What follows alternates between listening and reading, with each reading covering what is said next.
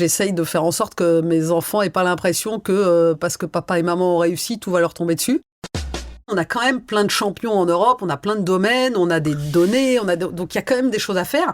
Mais franchement, chaque jour qui passe, l'écart se creuse. Donc il ne faut pas perdre de temps. J'ai toujours eu un discours très très direct, que ce soit d'ailleurs aujourd'hui avec mon conseil d'administration ou avec les équipes, etc. Je m'embarrasse pas de politiquement correct et puis je mets peut-être pas mon ego au même niveau que d'autres personnes. Donc voilà, est-ce que c'est lié au fait que je sois une femme ? Bonjour à toutes et à tous. Merci aux fidèles auditeurs de nous retrouver chaque semaine et bienvenue à celles et ceux qui nous découvrent. N'oubliez pas de vous abonner à la chaîne pour ne pas rater les prochaines pauses et n'hésitez pas à nous suivre également sur Instagram et sur TikTok pour encore plus de contenu. Merci encore et maintenant, place à l'épisode. Bonjour à toutes et à tous, je suis Alexandre Mars et vous écoutez Pause, le podcast où on prend le temps. Le temps de comprendre comment rendre l'impossible possible en explorant les parcours exceptionnels de mes invités. Qu'ils soient artistes, chefs d'entreprise, entrepreneurs sportifs ou encore activistes. Résilience, succès, inspiration, ils se dévoilent le temps d'une pause. Soyez les bienvenus. Orange, c'est l'un des premiers opérateurs mobiles d'Europe. Un géant qui connecte plus de 300 millions de clients dans le monde. Et je reçois aujourd'hui celle qui en tient les rênes. Première femme à diriger l'entreprise, la deuxième seulement à la tête d'une entreprise de CAC 40. Elle pilote aujourd'hui un groupe au cœur de toutes les transformations. Souveraineté numérique, intelligence artificielle, sécurité des données, tout en gardant le sens et la responsabilité au centre de son action. Ensemble, on va parler de leadership, d'innovation, de la place de l'Europe face aux géants américains, du quotidien d'une patronne du CAC 40 à l'ère du numérique et de la manière dont on se réinvente quand on dirige un mastodonte comme Orange. Bonjour Christelle Edman. Bonjour Alexandre. Comment tu vas ? Ah, moi ça va très bien. C'est vrai, j'ai envie de te croire. C'est vrai, mais je dis toujours ça. Et je le pense, mais c'est vrai que souvent on dit aux gens... C'est la méthode Coué ? Ah non, mais je sais. Moi je suis tombée, je suis née sous une bonne étoile. Je suis toujours de bonne humeur, je vois toujours le verre à moitié plein, je suis toujours, je vais de l'avant. Quand il y a des problèmes qui arrivent, je dis bon, maintenant on connaît les problèmes, on va les résoudre. Je sais pas. C'était mon grand-père. C'est ton grand-père qui était nazi, c'est ça c'est lui. C'est côté maternel. C'est mon grand-père maternel. D'accord. Qui jusqu'à la fin vraiment il disait faut profiter de la vie, bordelais, il aimait le bon vin, son médecin lui disait d'arrêter de boire, il disait non mais franchement faut profiter, et toujours il avait toujours mais il avait plein de problèmes de santé, mais franchement il se plaignait jamais, il était toujours Quand on parle de pause, parce qu'ici t'es pour faire une pause, t'en fais souvent toi des pauses. Là j'ai exprimé Orange, les gens imaginent un peu j'ai parlé d'un mastodonte de vous êtes dans 23 pays, Ouais, on est opérateur dans plus de 25 pays. Plus de 25 pays. Ouais. Donc ta vie, elle est... Alors ça tombe bien, t'es pas dans le monde entier, puisque t'es essentiellement en Europe et en Afrique, donc au moins ton décalage horaire est limité, mais il n'empêche. Alors moi, c'est vrai que j'ai une capacité d'abord à prendre du recul, et à pas... c'est pas que je me prends pas au sérieux, parce que évidemment, j'ai d'énormes responsabilités, mais d'abord, je fais vraiment confiance aux équipes. Et puis c'est vrai que moi je suis en permanence, soit la pause c'est quand je vais faire un peu de sport le week-end, je rentre à la maison le soir, il y a mes enfants ils en ont rien à faire que je dirige le groupe Orange, et donc pour eux ce qui compte c'est maman tu vas me lire une histoire, maman t'as pas fait ci. T'as des jeunes enfants, donc ils sont pas encore très... Et puis après c'est vrai que quand je vois des amis ou quand je pars en vacances j'ai besoin de couper quoi, et j'arrive à couper, ce qui est quand même, ce qui veut pas dire qu'après je suis pas joignable évidemment s'il y a besoin, mais j'arrive à couper, c'est-à-dire que t'as qu'un téléphone, t'en as pas 3.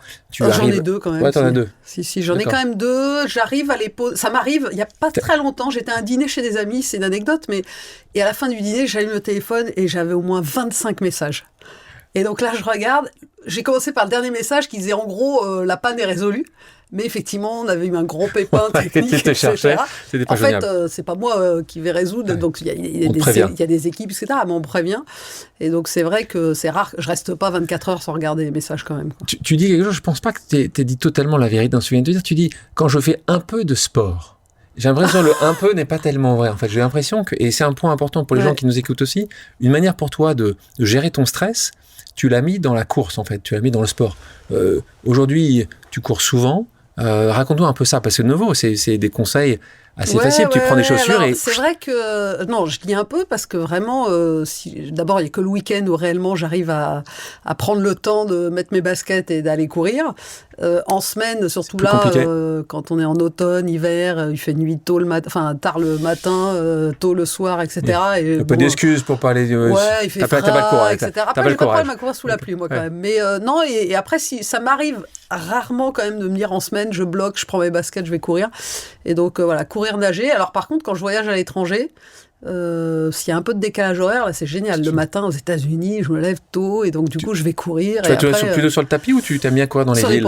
Je préfère courir dehors, mais si je suis à l'hôtel, qu'il est 4h du matin, que je suis dans un endroit que je connais pas complètement, je suis pas complètement. Je me dis la salle de sport. Puis il y a souvent des salles de sport, donc voilà. Et donc ça pour toi, c'est un remède au stress? Moi, le sport, c'est absolument indispensable. Alors, enfin, c'est le sport, c'est être dehors.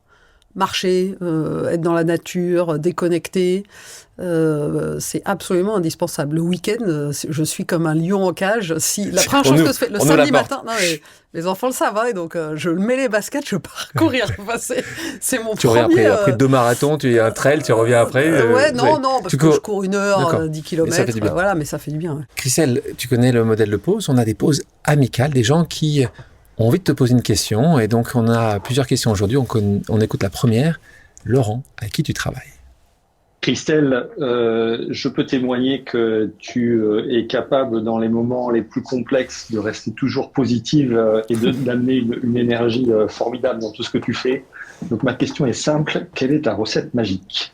Laurent Martinez, qui travaille, donc qui te voit sur des sujets intéressants, parce que Laurent Martinez est ton directeur financier du groupe Orange. Donc, on travaille ensemble depuis quelques années et on mène quelques négociations ensemble.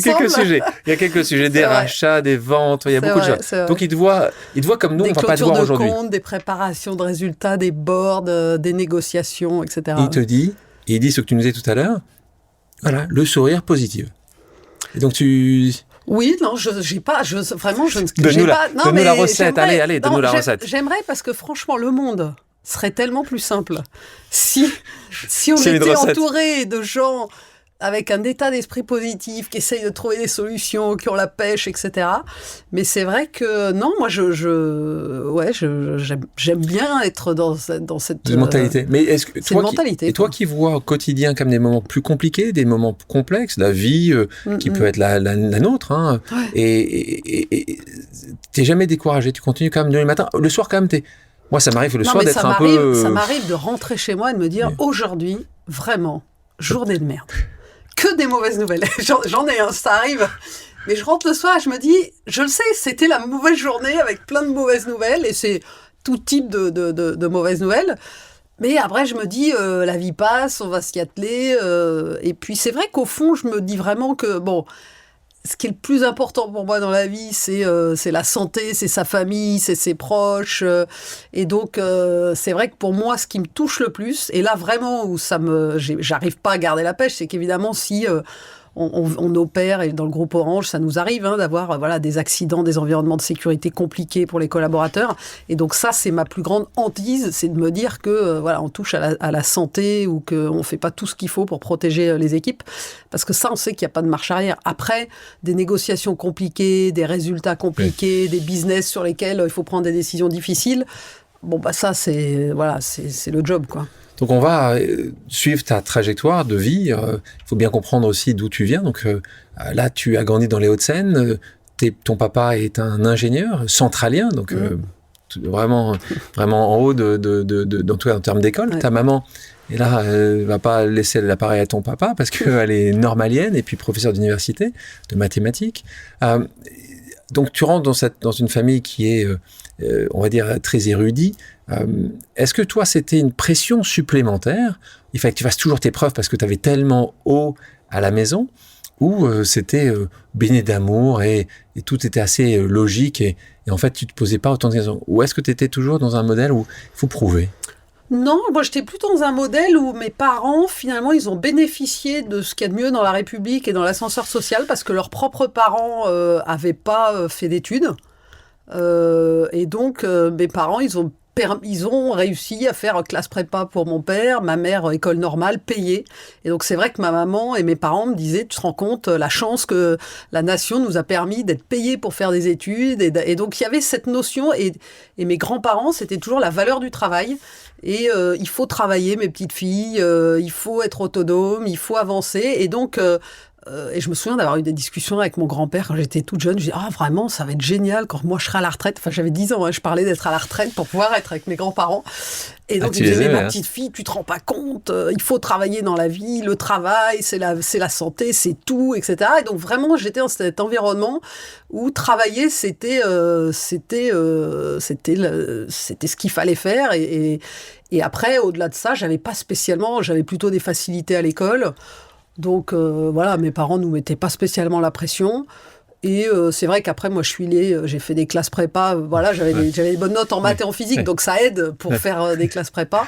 Mais voilà, donc j'avais pas plus la pression que ça. On parle de talent. Je me souviens ici, il y avait quelqu'un que j'apprécie beaucoup, qui est le patron de Edenred, qui s'appelle Bertrand Dumazy, qui disait qu'il lui venait d'une famille un peu comme la tienne, de gens qui avaient brillamment réussi.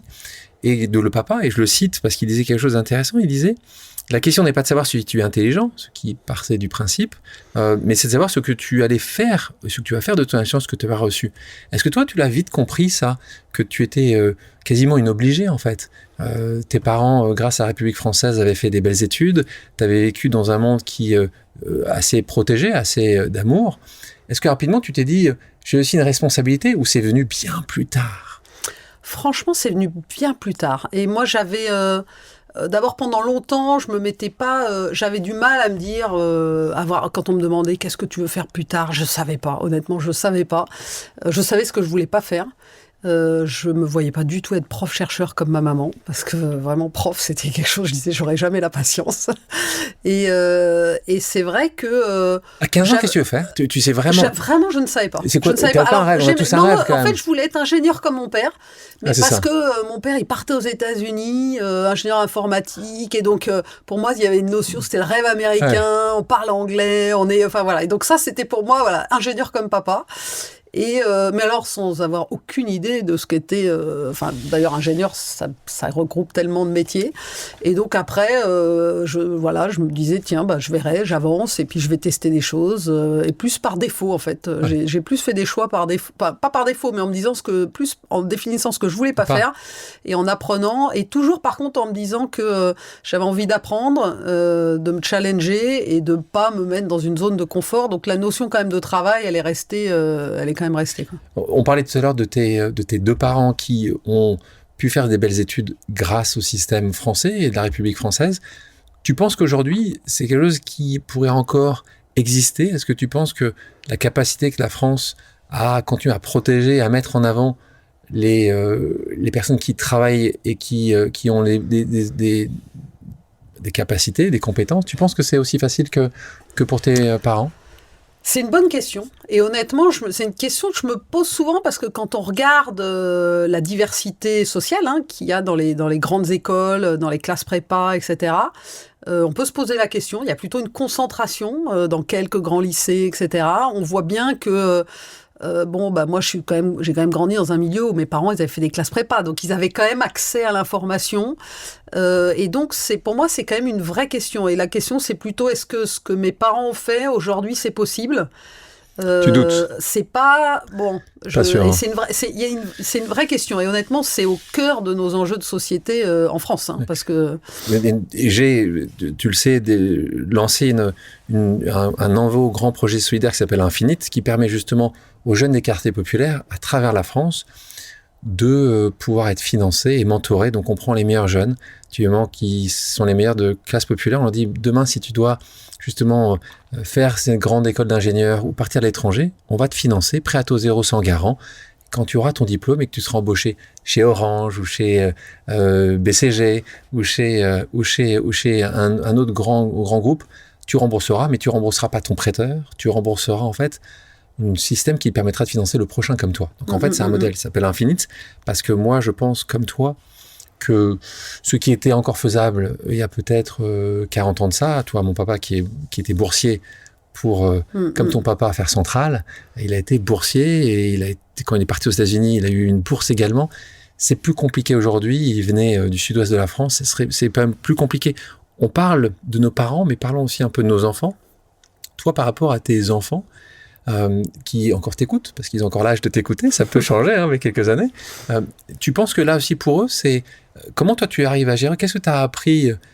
Et on sait très bien, et un disclaimer pour tout le monde, on sait tous qui ont des enfants que faire grandir un enfant, c'est pas le plus simple, il n'y a pas de livre blanc. Non, ceci étant, il y a toujours des bons conseils à donner. Toi, comment tu arrives à apprendre avec André, ton mari? Comment vous avez à apprendre ce qu'il y a de mieux, de mettre de côté ce que vous avez vécu qui n'était pas forcément parfait?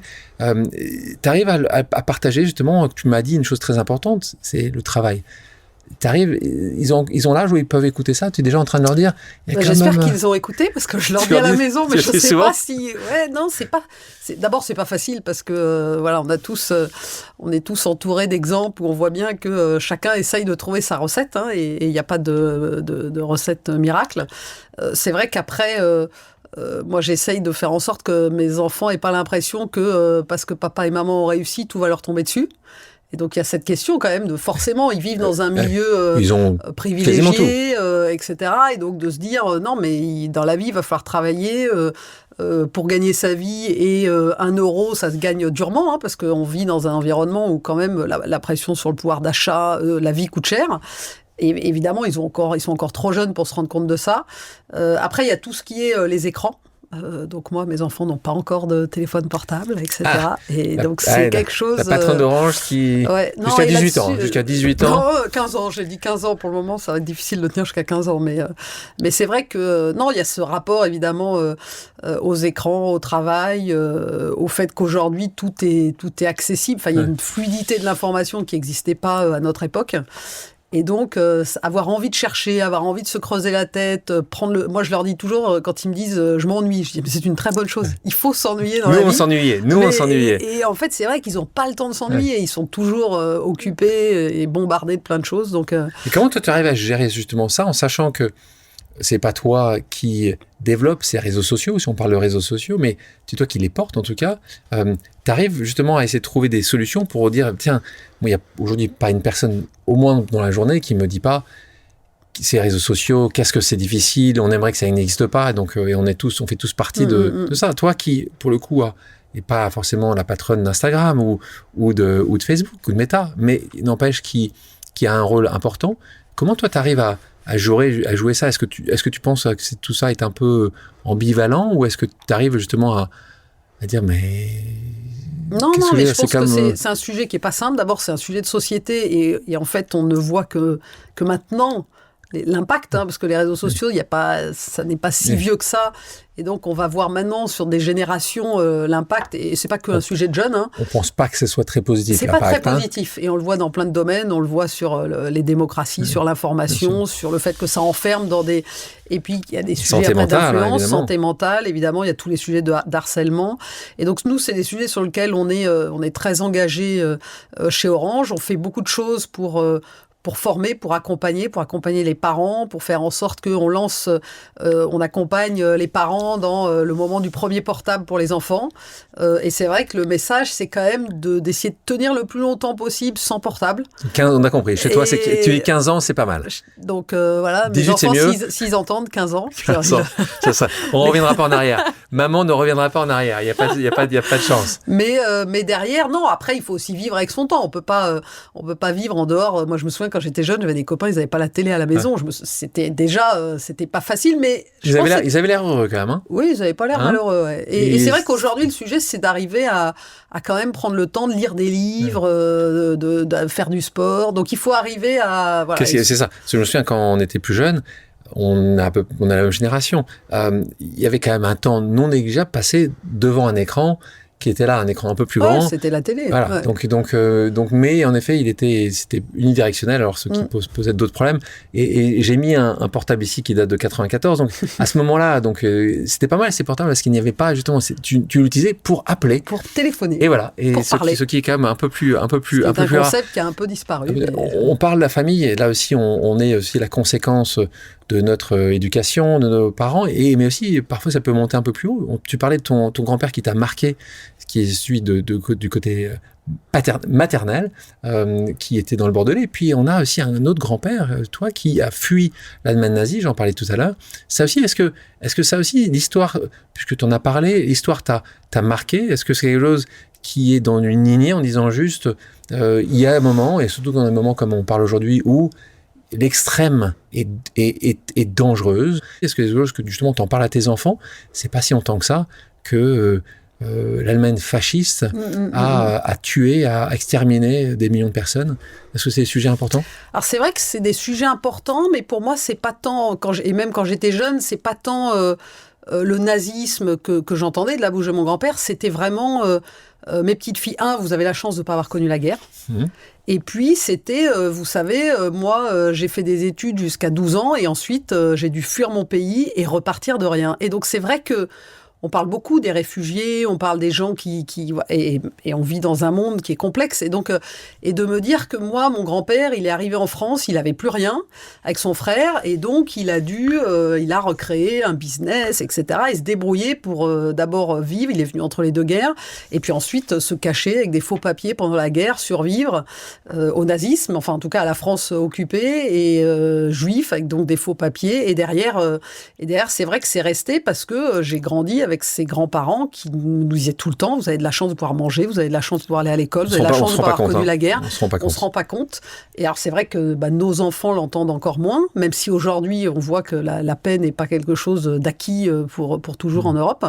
Et donc c'était plus ça, mais c'est vrai qu'on vit dans un monde où on voit la fragilité de la paix, la fragilité de la démocratie. Alors quand on est exposé à une surface géographique et tel que le groupe Orange, on sait que malheureusement, voilà, ce qu'on vit nous en tant que Français. Dans combien de pays vous avez on est présent au Moyen-Orient, on est présent aux portes de l'Ukraine, donc nos collègues polonais, roumains ou moldaves, ils ont dans leur chair quelque part ce qui se passe aujourd'hui en Ukraine. Et puis on est présent dans beaucoup de pays en Afrique.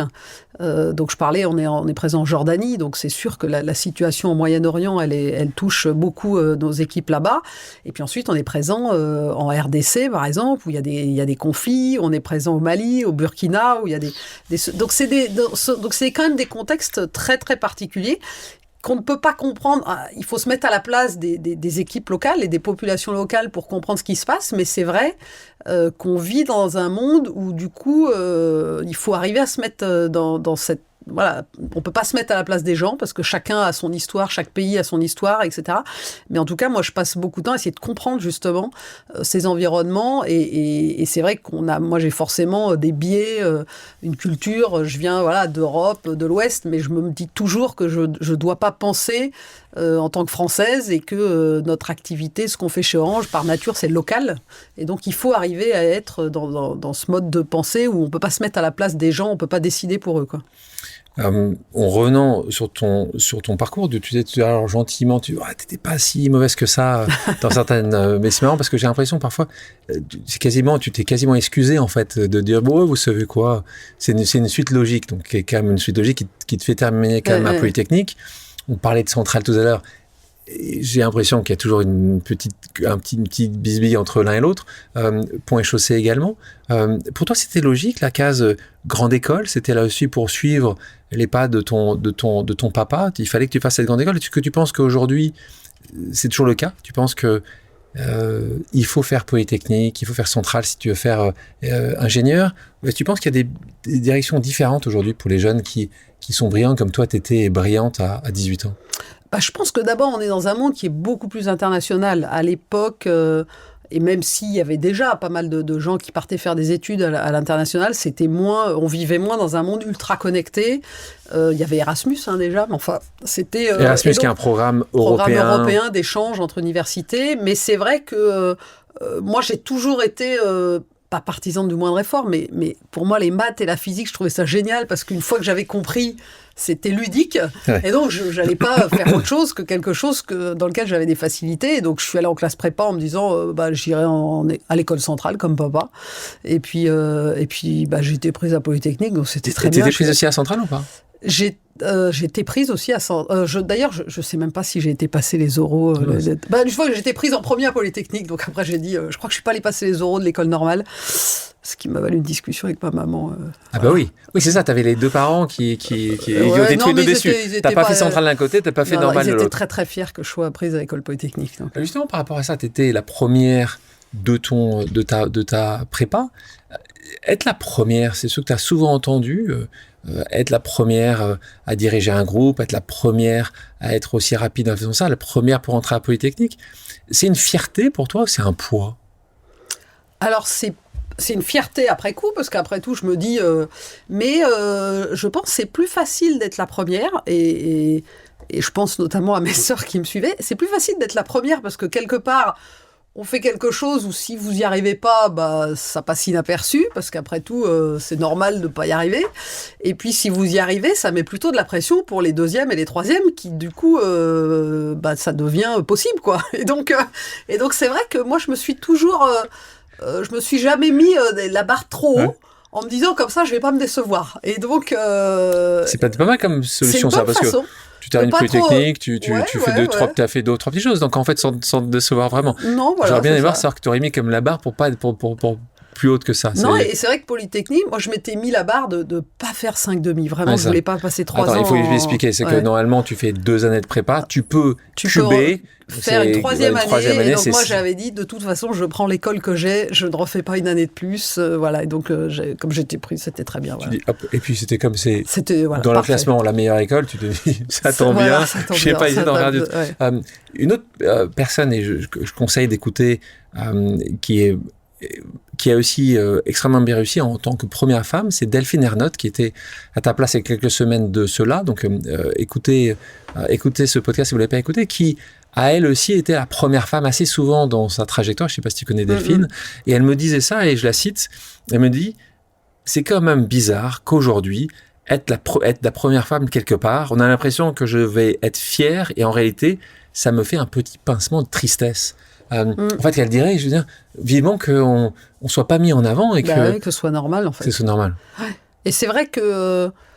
Alors, moi, je me dis pas, je suis la première, parce que j'ai l'impression que j'en ai rencontré d'autres, des femmes dirigeantes, mais je suis retournée il n'y a pas très longtemps à l'IX, et c'est vrai que quand je vois 16% de femmes... Enfin, ça ne change pas aussi rapidement que ça. Hein. Ça bouge pas, et donc c'est compliqué. Hein. C'est compliqué. Après, heureusement, il y a des choses qui bougent. Heureusement, il y a des femmes comme Delphine, il y a d'autres femmes qui dirigent des entreprises. Il y a des hommes aussi qui sont conscients qu'il faut pousser la diversité. Tu termines Polytechnique. Tu termines plutôt bien classé, d'ailleurs. Non, pas assez pour toi? Pas assez. Ça t'allait. Tu disais juste. Non, je termine. Mais non, moi, je suis pas rentrée à l'école Polytechnique parce que le classement à l'école Polytechnique, il compte pour rentrer dans les corps d'État. Voilà. Et donc, moi, dès le départ, je savais que je ne voulais pas aller travailler dans l'administration. Et donc, je ne voulais pas intégrer les corps d'État. Et donc, j'ai fait plein de choses à l'école Polytechnique, mais on va dire que j'ai pas bachoté pour rentrer dans les 50 premiers classés. Donc, parce que là, comme ça, tu peux choisir après ton corps d'État. Toi, tu ne le fais pas. Tu vas la terminer rapidement, tu vas passer quand même un peu dans le conseil. C'est là où je te retrouve à ce moment dans le conseil. Tu restes pas très longtemps. Et là, pourquoi tu choisis à ce moment Alcatel? Est-ce que c'est l'ingénieur en toi? Et là, il faut se souvenir, pour les gens qui nous écoutent, ceux qui avaient l'âge de souvenir, on est quand même dans les années 90. Il y a un truc qui arrive. 99. Et je me souviens qu'à l'époque, mon patron m'avait dit, écoute Christelle, le conseil, toute ta vie, tu vas pouvoir en faire. Ce qui va se passer dans les télécoms, c'est maintenant. Il faut le vivre de l'intérieur, parce qu'ensuite, ce sera passé. Et donc ça m'avait plu. Ton patron d'Alcatel? Mon patron d'Alcatel. Et celui qui essaie de te récupérer? Non, parce que j'étais... En fait, le BCG, j'y ai passé 6 mois en stagiaire. Okay. Et je suis rentrée chez Alcatel, après pareil, pour faire un stage aussi de fin d'études. Et donc à la fin, j'avais une proposition d'embauche d'Alcatel et une autre du BCG.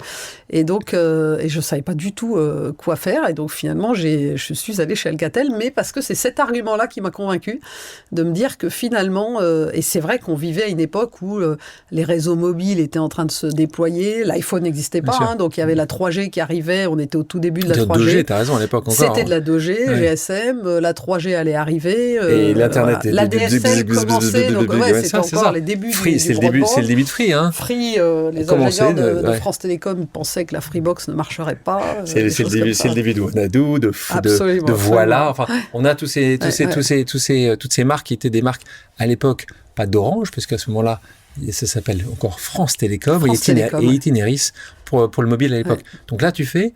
mais là, tu vas développer des compétences sur différents aspects.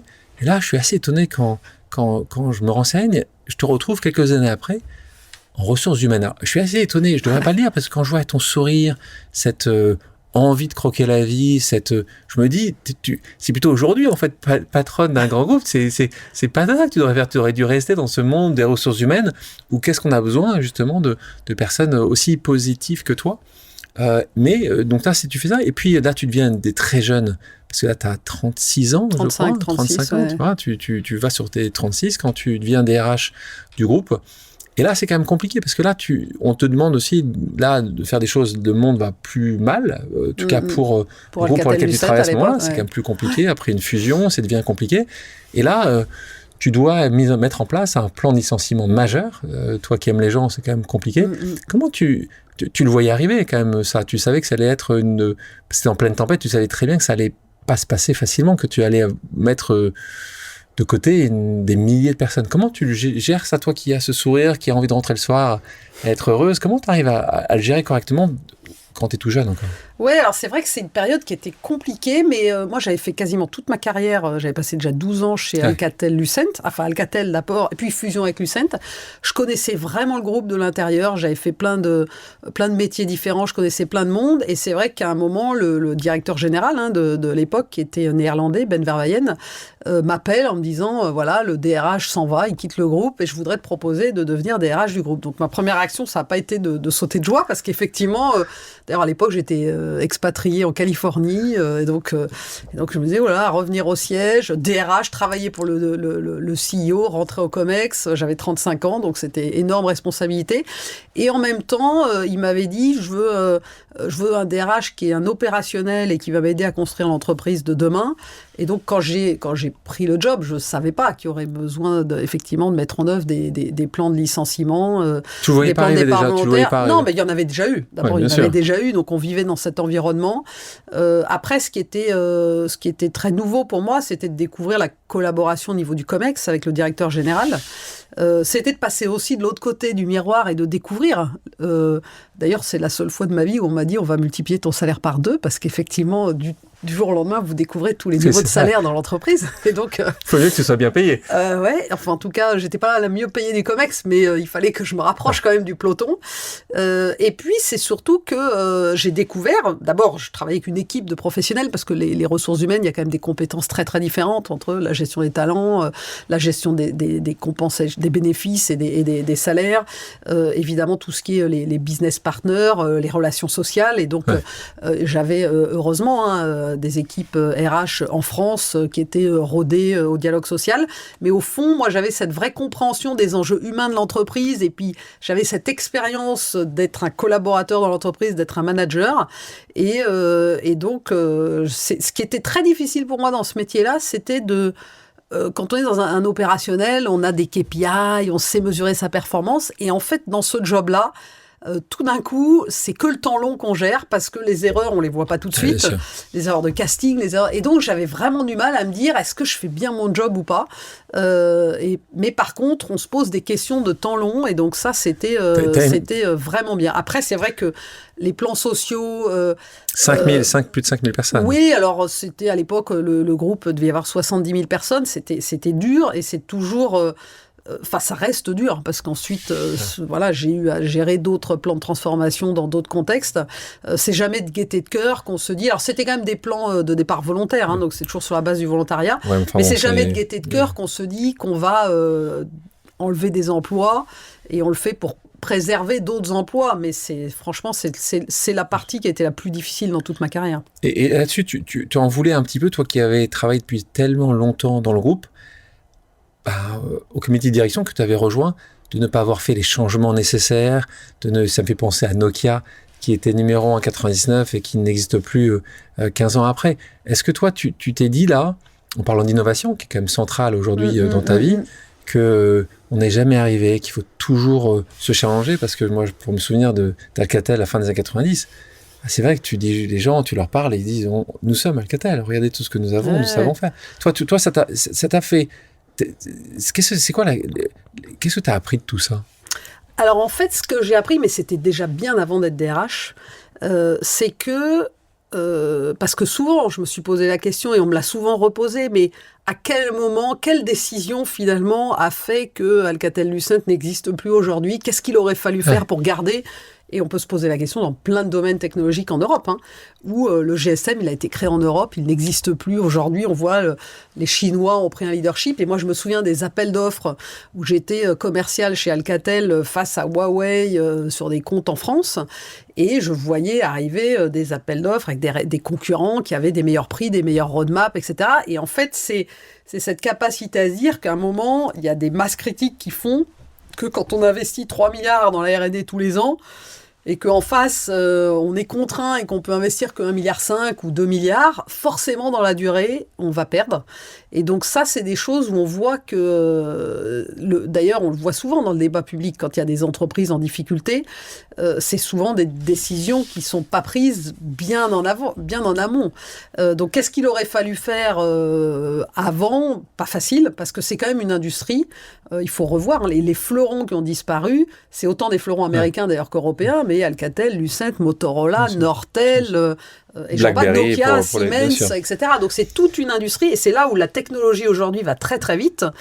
Et c'est difficile de se poser la question en permanence de quel sera il y a peu d'entreprises d'ailleurs technologiques qui réussissent à se transformer et à basculer dans des cycles dans la durée. Ouais, mais Christelle, quand tu me parles d'un investissement de 1 milliard ou 3 milliards, 2 milliards aujourd'hui, on est plutôt sur un investissement de 1 milliard de 10 sur 50 milliards. Donc ce que tu me dis quand même nous rend un peu inquiets sur la France ou même l'Europe, en fait, quand on voit les Chinois qui investissent autant que ça, ou les Américains d'ailleurs qui investissent, je ne sais pas s'il y a une inquiétude à avoir plus d'un côté que de l'autre, mais en tout cas, si tu regardes juste à ton système, il y a une inquiétude. Donc, pour toi, c'est sûr que notre beau continent est appelé à souffrir continuellement sur cette innovation, sur la technologie, du moment qu'on n'ait pas la moyen d'investir, c'est ça que tu penses? Je pense qu'en tout cas, aujourd'hui, on est dans un monde où l'Europe, ça fait des années que l'Europe prend du retard dans plein de domaines technologiques, et c'est pas qu'une question de moyens.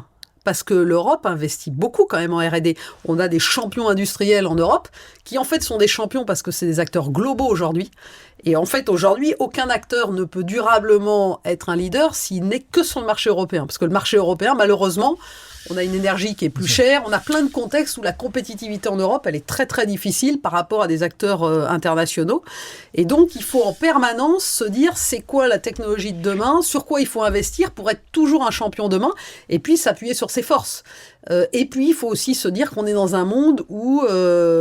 trop régulé, tu penses que le monde il faut des rapports de force, et il faut avoir des positions de force, et il faut savoir parfois en jouer dans le monde international. On dit souvent d'ailleurs, et c'est plutôt les grands patrons du monde des télécoms, de la banque et de d'autres secteurs, que l'Europe est bien trop régulée, qu'il n'y a quasiment rien à faire.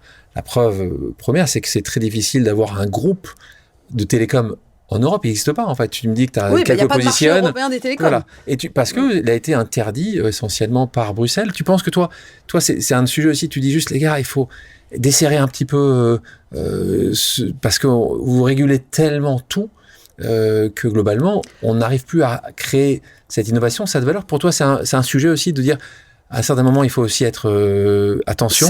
C'est un vrai sujet. Alors, c'est vrai que l'Europe, aujourd'hui, est beaucoup trop régulée dans plein de domaines, mais c'est aussi parce que la construction européenne, notre démocratie européenne, elle n'existe que par la régulation. Le mode d'existence, aujourd'hui, l'Europe, c'est la liberté de circulation des biens, des personnes, etc. Mais aujourd'hui, le pouvoir de l'Europe, c'est des directives, c'est des règlements.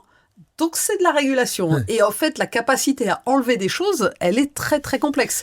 Alors après, il ne faut pas toujours taper sur l'Europe parce que franchement, la France, il y a déjà beaucoup à faire. On parle de régulation. Oui, on peut se comparer avec nos voisins européens, il y a déjà beaucoup à faire. Donc en fait, tu as déjà beaucoup de régulation en France et au-dessus de ça, on rajoute une autre couche. Ouais. Quand les Chinois, en particulier les Américains de l'autre, ont, on va dire, pas de régulation ou très peu de régulation. Donc en fait, tu essaies de combattre avec des moyens. Aussi, parce qu'il ne faut pas croire. Et puis on vit, et j'allais dire, Beaucoup, chez Orange, on fait un métier beaucoup qui est par nature régulé, parce que d'abord, on achète des fréquences, on opère des réseaux, on fait un métier qui a besoin de cette relation de confiance avec les autorités.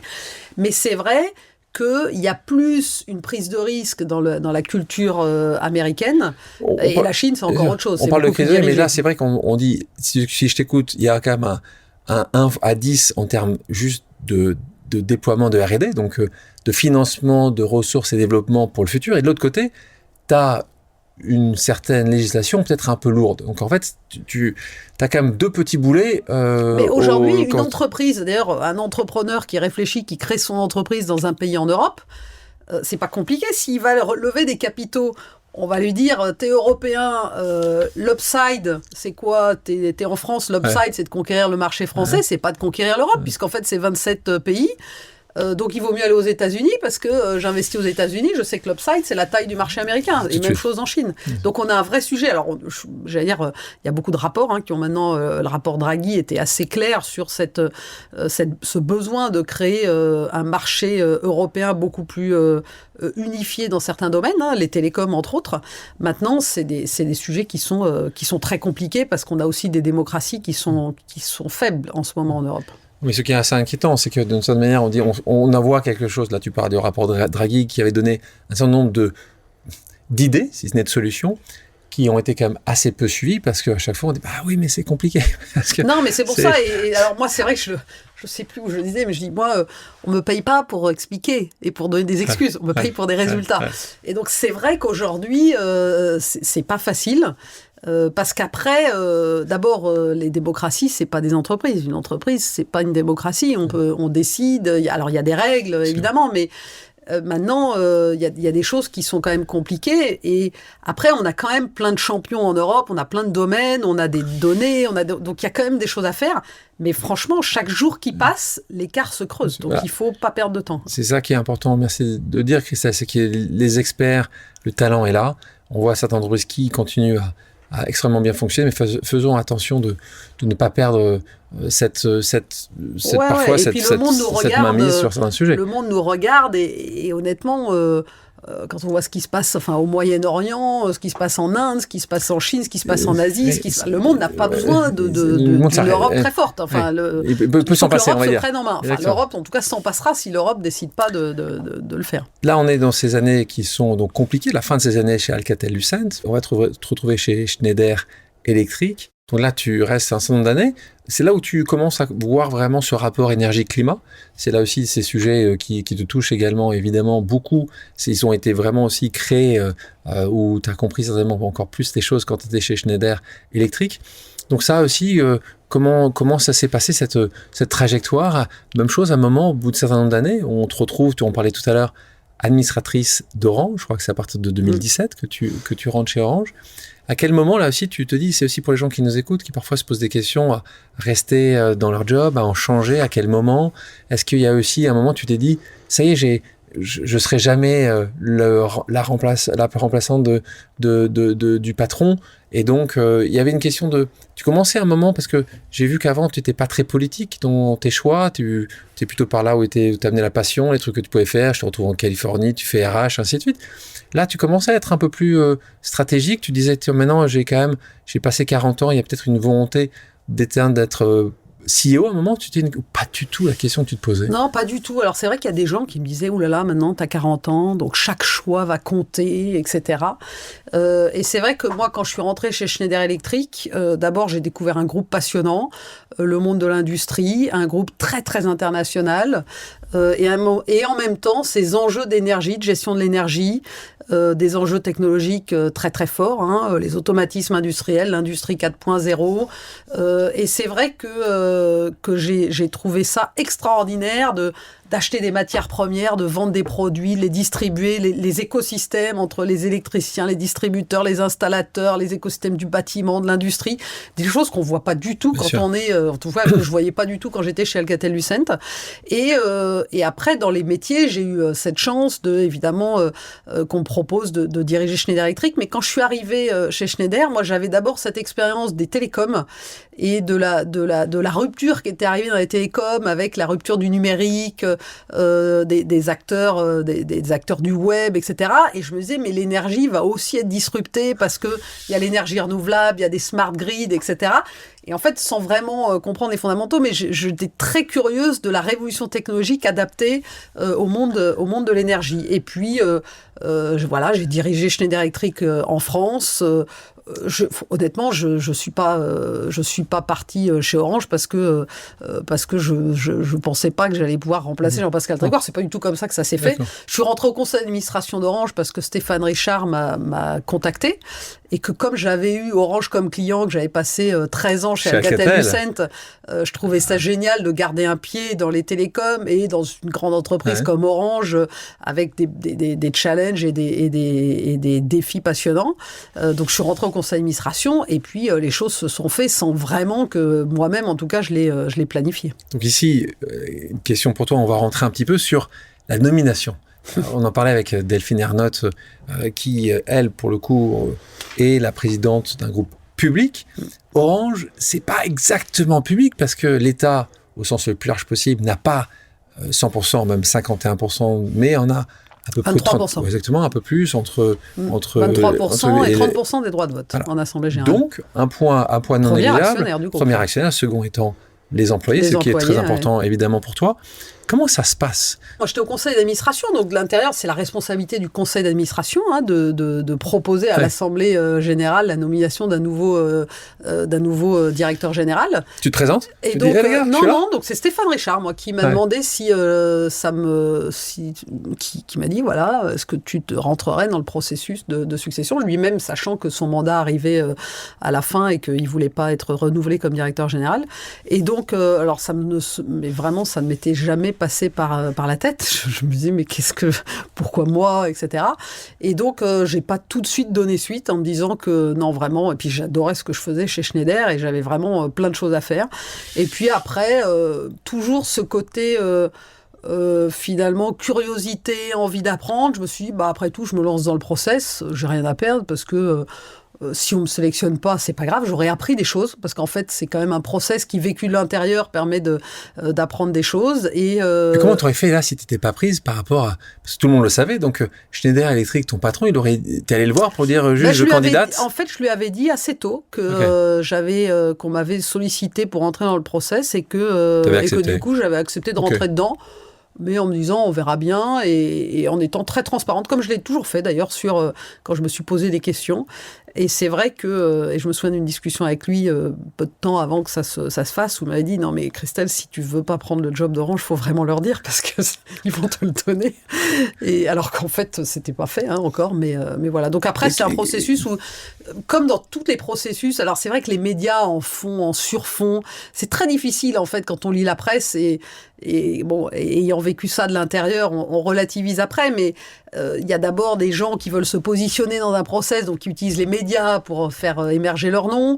Il y a peu de gens au fond qui savent réellement. C'est pas une décision où il y a un process avec. C'est pas comme un concours d'écrit où on passe un examen, à la fin il y a des notes et on prend le premier, on enlève le troisième, parce qu'il y a une forme de collégialité.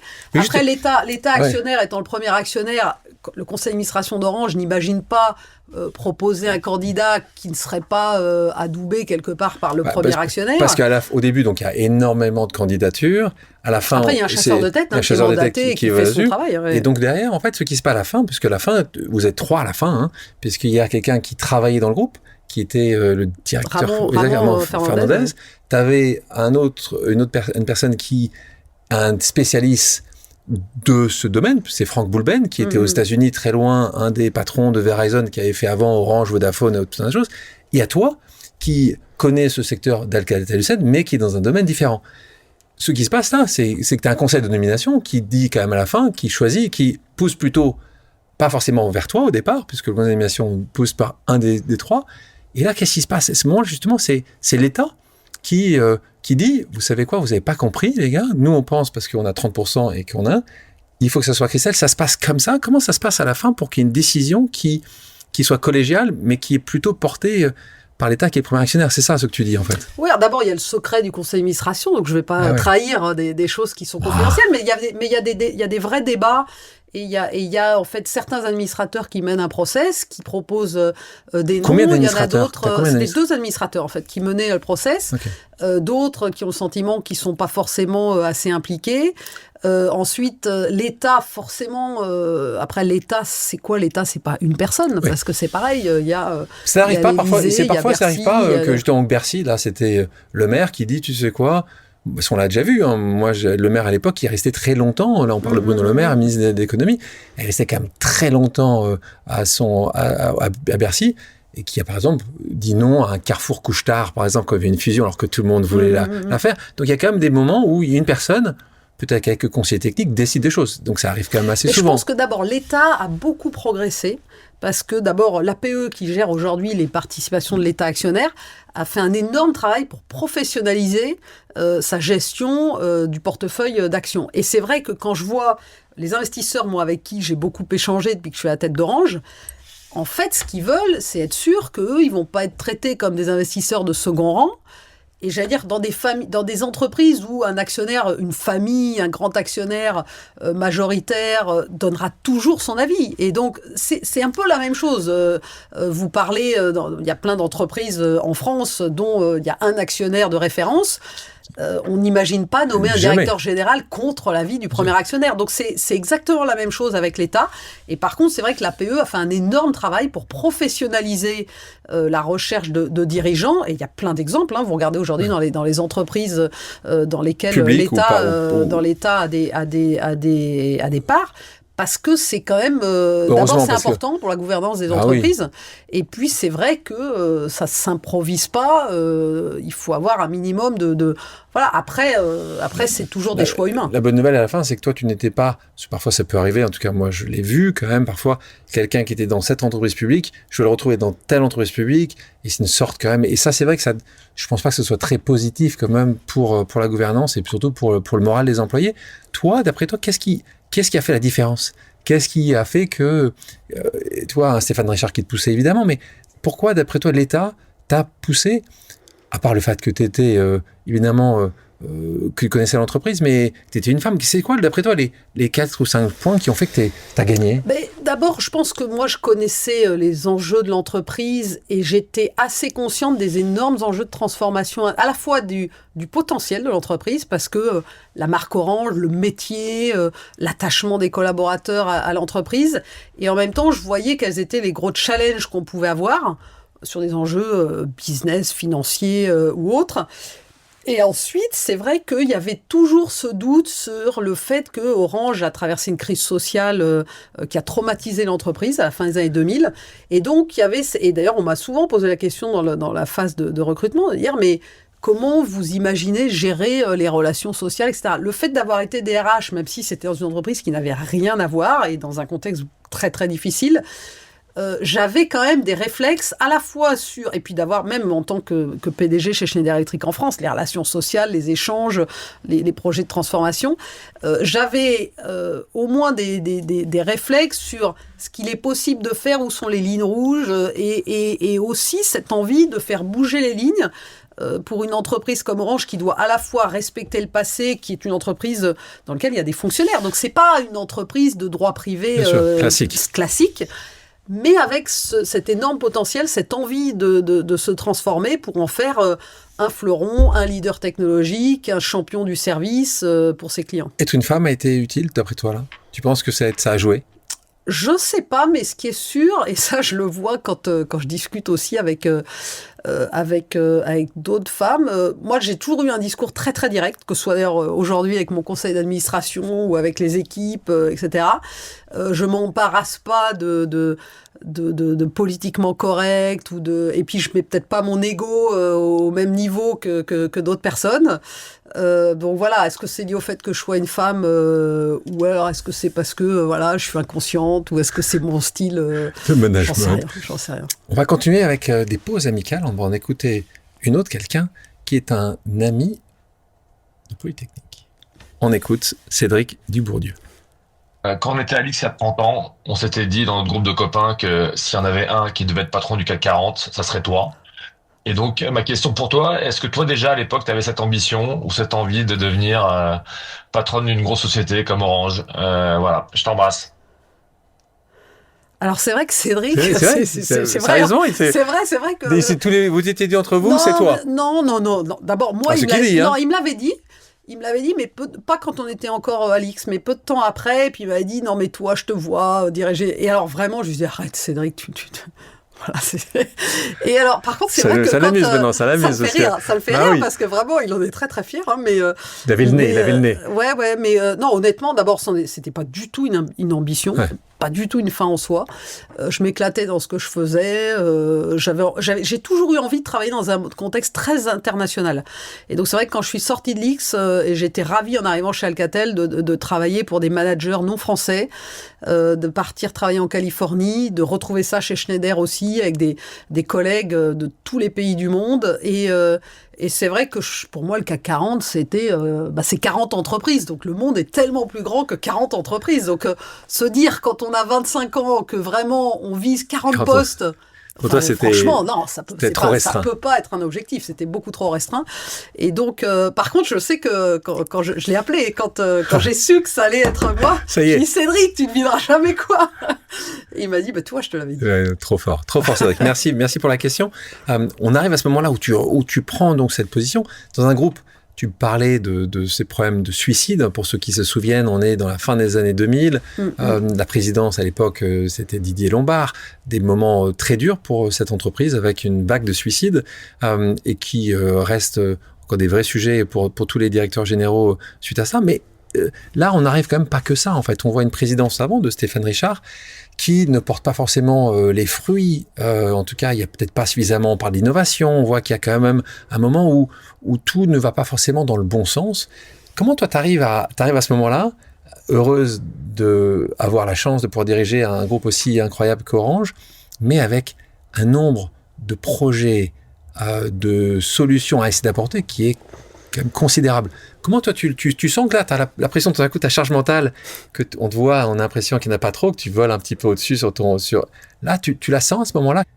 Quand on arrive dans une entreprise, alors moi j'ai travaillé que dans 3 entreprises dans ma vie, mais d'abord ce qui prend du temps, c'est de comprendre les codes, la culture, et c'est vrai que ma première priorité, c'est de mettre en place une équipe avec laquelle travailler.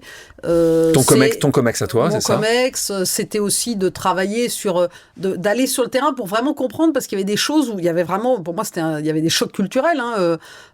J'arrivais d'un monde où on parlait en anglais, là tout d'un coup on arrive dans une entreprise où quand même la France c'est 50% de l'activité.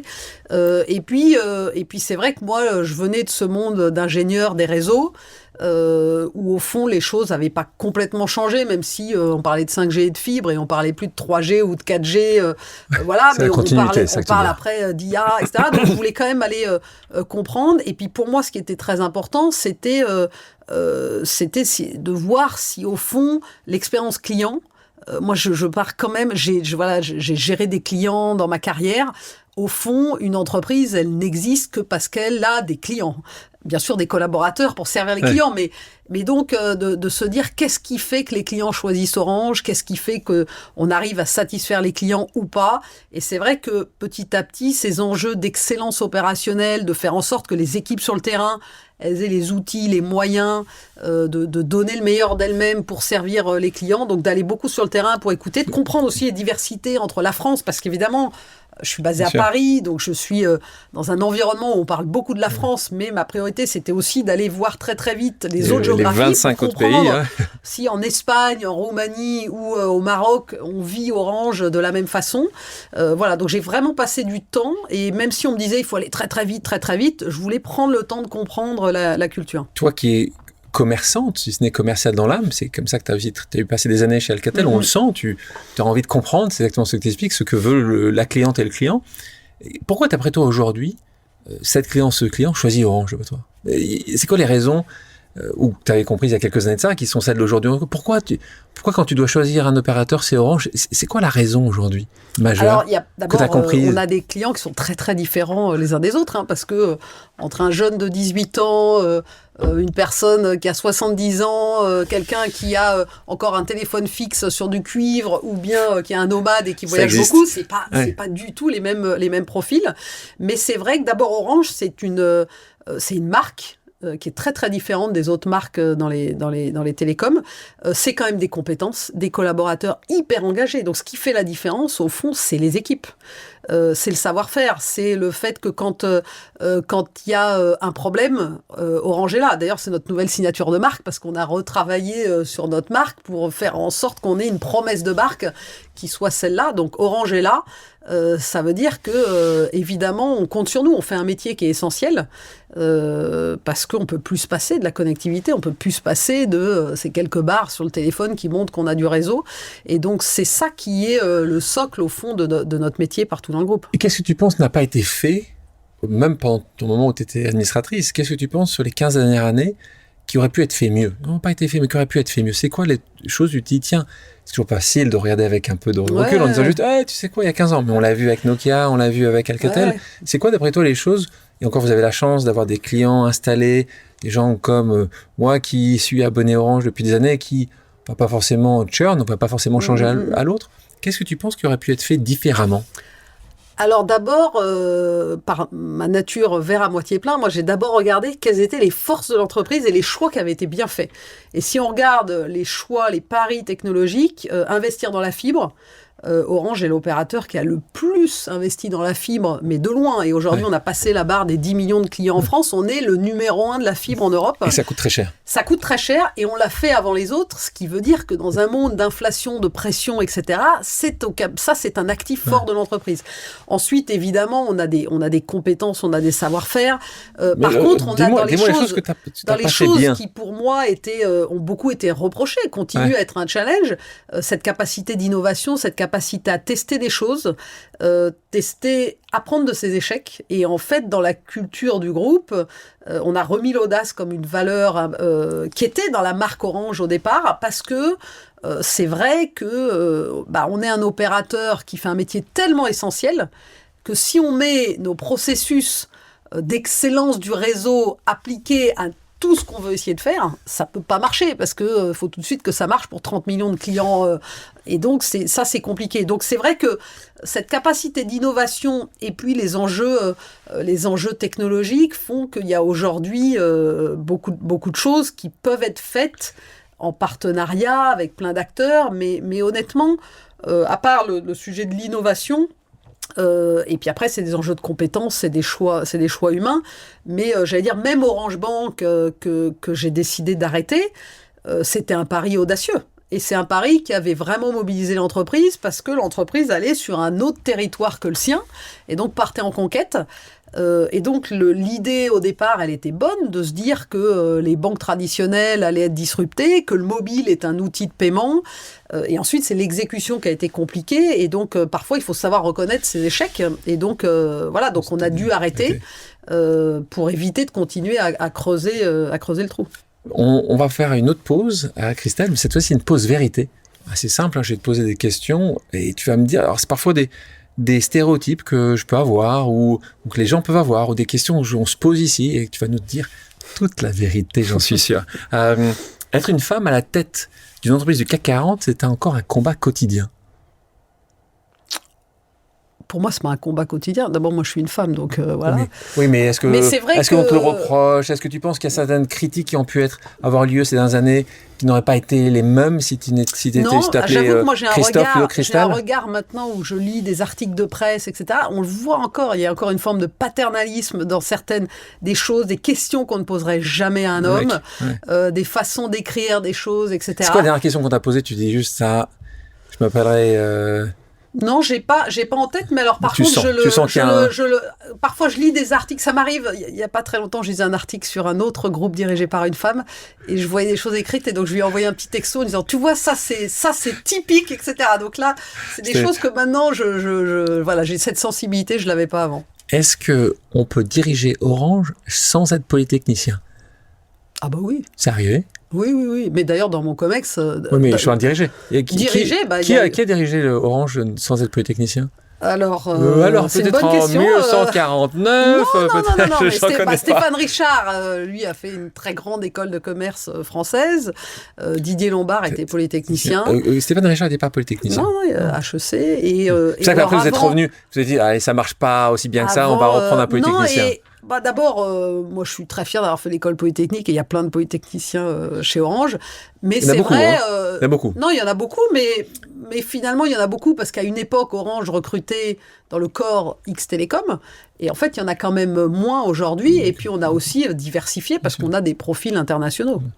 Oui, c'est ceux qui Mais vont- par contre, avoir cette compréhension technologique, on vit dans un monde, T'es on pas fait obligé- un métier où la tout- technologie. Alors ça veut pas dire qu'il faut avoir fait des tout ce que écoles, j'apprécie chez Polytechnique pourtant, mais il y a ouais. quand même d'autres écoles d'ingénieurs Non, mais il y a plein qui de forment super bien écoles. aussi Mais d'ailleurs, dans les mon ingénieurs. COMEX, il y a D'accord. plein de Il y a des non-polytechniciens. plein d'ingénieurs qui n'ont pas fait Rassurez-vous, Polytechnique. Et plein de rassurez-vous, non-ingénieurs on aussi. accepte les Non, non-polytechniciens. et honnêtement, on fait un métier où la technologie Ouais. est parfois la partie facile de nos discussions. Bien sûr. Les vrais enjeux, ils sont parfois sur le marketing, sur le service client.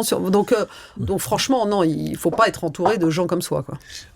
Dans les grands groupes, plus on monte, plus on s'isole. Est-ce que tu penses que c'est vrai ou c'est faux? En tout cas, pour moi, c'est faux. Et c'est vrai que j'ai souvent entendu dire, alors avant d'être CEO, Ouais. on est très très seul pour Ouais. prendre des décisions, etc. Et alors moi, vraiment, pas du tout. C'est-à-dire que d'abord, j'ai un conseil d'administration avec qui j'échange beaucoup. Après, c'est vrai qu'on est seul parce que on est jugé. Vous prenez des bonnes décisions, c'est les décisions de tout le monde. Si vous prenez des mauvaises décisions, ça fait partie du job. Voilà, vous pouvez être viré du jour au lendemain parce que c'est le job qui veut ça. Mais non, pour moi, on n'est pas seul. Non. Le charisme d'un dirigeant compte quasiment autant que sa vision stratégique. Ce qui est sûr, c'est que d'abord, une vision, ça peut se construire avec d'autres personnes. La capacité à embarquer les équipes, la capacité à motiver, à transmettre une vision, justement, c'est quand même c'est du leadership, c'est du charisme. Ouais. Je pense que tu es bonne à ça, non? En tout cas, je sais que c'est ce qui fait de ma force. Ouais. Non, et honnêtement, moi, j'ai toujours travaillé avec des patrons, j'ai admiré des gens parce que on le voit, il y a des gens qu'on a envie de suivre, il y a des gens qu'on n'a pas envie de suivre. Tu as déjà eu envie de claquer la porte? Claquer la porte, oui, mais la fermer fortement. non, mais ça Comment m'est tu dis, j'ai envie de arrivé. me barrer? Oui, ça m'est arrivé. Ça m'est arrivé. Alors, ça m'est arrivé. J'ai des souvenirs de négo ou de moments où dans ma vie professionnelle, j'ai tapé du poing sur la table, je me suis levé, je me suis tiré. Il y en a pas eu beaucoup, mais je m'en souviens. Orange, ça t'est arrivé? Non, pas chez Orange. Ah non, pas chez Orange parce que j'ai l'avantage d'un job où je peux dire c'est pas comme ça, on va faire Non, mais différemment. au moment où un truc qui te dit, parce que tu as quand même un actionnariat, tu peux se dire, ou tu n'as pas pu faire une acquisition, ou la consommation ne te suit pas sur un sujet, ou juste parce que c'est éreintant. Non. Non, mais d'abord parce que les choses n'arrivent pas du jour au lendemain. Et donc, en fait, si vous avez justement... moi, j'échange beaucoup avec mon conseil d'administration, avec mon équipe. Et donc, il n'y a pas de surprise. Les dossiers, les problèmes, on les connaît. On en débat, les décisions, on en débat. J'ai plein d'exemples en tête où on se dit, est-ce qu'il faut faire ça? Mais attention, si on fait ça, qu'est-ce qui peut arriver? Après, il faut décider. Et puis, il y a des choix qui sont ce qu'on appelle des one-way, c'est-à-dire qu'on ne peut plus faire demi-tour après. Ceux-là, il vaut mieux les avoir bien pesés. Et puis, il y a plein de choses qui sont, finalement, on peut adapter. Il faut être agile. Les réunions les plus décisives ne sont pas forcément les réunions officielles. Est-ce que c'est vrai ou c'est pas vrai? Est-ce que Oui, alors ça, c'est vrai. Les Partout. plus décisives, moi, d'ailleurs, je le dis souvent à mes équipes. Moi, je préfère des réunions dans lesquelles on débat et je préfère qu'on parle de ce sur quoi on n'est pas d'accord. Que des réunions, et ça d'ailleurs mes équipes le savent, s'ils m'écoutent ils le savent, les réunions qu'on reporte parce que les équipes n'ont pas réussi à se mettre d'accord avant de me voir, je déteste ça, parce qu'en fait, je trouve qu'il y a plus d'intérêt pour qu'on progresse à avoir des vrais débats et d'avoir des opinions sur lesquelles on n'est pas d'accord entre nous, parce que moi j'apprends plus, et du coup, ça me permet de comprendre quels sont les vrais enjeux, plutôt que des choses qui arrivent toutes cuites sur la table où on s'est tous mis d'accord, et auquel cas, j'ai dit, très bien, vous n'avez pas besoin de moi, vous êtes mis d'accord, faites-le, quoi. Chez Orange, l'État actionnaire, c'était un peu comme un membre de la famille, indispensable mais parfois envahissant. Non, j'ai beaucoup cette question de qu'est-ce que c'est que l'État actionnaire. D'abord, je pense que tous ceux qui gèrent des entreprises dans lesquelles il y a un actionnaire principal... Ce que tu dis, c'est que de toute façon, c'est un fait, donc il faut gérer, avec. Dire. Et franchement, donc l'État actionnaire, honnêtement, d'abord on a une gouvernance où il joue son rôle, mais honnêtement, il est comme les autres, comme un actionnaire. Les autres actionnaires. Ouais. Là, en Europe, on est déjà en train de perdre la bataille de l'IA. Pour toi, c'est sûr? C'est un vrai sujet, hein, mais quand on voit la vitesse Oui, d'adoption... Oui, non. Aujourd'hui, la vitesse, en tout cas, on a perdu la bataille. Ouais. L'IA remplacera plus de jobs qu'il n'en créera. Il faut C'est difficile. des chances. Ça va remplacer plus de jobs. Je sais pas, parce que les ruptures technologiques, d'où on est positionné, on voit d'abord toujours plus ce qui va être détruit que ce qui va être créé. Donc c'est normal qu'on voit ça comme ça. Ouais, mais toi qui as une vision quand même plus en amont, plus de vigie, tu quand même sens quand même... D'abord, on sent que c'est une vraie rupture et que ça va prendre des années avant de s'installer et qu'on est au tout début. Donc c'est comme... on parlait des années 90, quand il y avait les premiers sites web, etc. Google n'existait pas, les réseaux sociaux n'existaient pas. Voilà, Yahoo a disparu. Et donc il y aura effectivement des disparitions. Maintenant, ce qui est vrai aussi, c'est qu'on vit dans un monde où la taille critique de certains acteurs, qui sont des géants technologiques, fait que c'est beaucoup plus difficile dans certains domaines de peser, quoi. Et c'est les enjeux de l'Europe dont on a parlé. Donc justement, on parle d'IA maintenant, un sujet essentiel, d'innovation, on va dire plus large que ça. C'est vrai que beaucoup de gens parlent d'intelligence artificielle. Toi, comment tu le traites? Vous avez fait par le passé un partenariat très important avec un de ces groupes américains. Voilà, on parle d'OpenAI.